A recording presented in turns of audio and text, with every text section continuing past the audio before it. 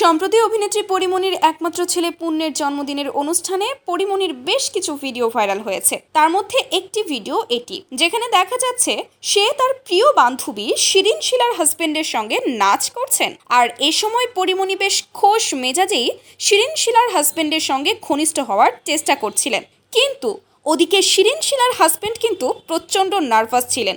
সে যেন কোনোভাবেই চাচ্ছিলেন না পরিমণির সাথে ডান্স করতে। তবে অভিনেত্রী শিরিন শিলা যেহেতু পরিমণির খুবই ভালো বান্ধবী, বলা চলে একেবারে বেস্ট ফ্রেন্ড, তাই পরিমণি চেষ্টা করছিলেন তার বান্ধবীর হাজবেন্ডকে একটু বিনোদন দেবার, একটু কমফোর্ট দেবার। কিন্তু সেই বেচারা তো কোনোভাবেই কমফোর্ট হতে পারছিলেন না। একসময় হঠাৎই সেখানে চলে আসে বান্ধবী শিরিন শিলা এবং সে তার হাজবেন্ডকে বোঝায়, পরি তো তোমার শালি হয়, নাচতে সমস্যা কি, নাচো।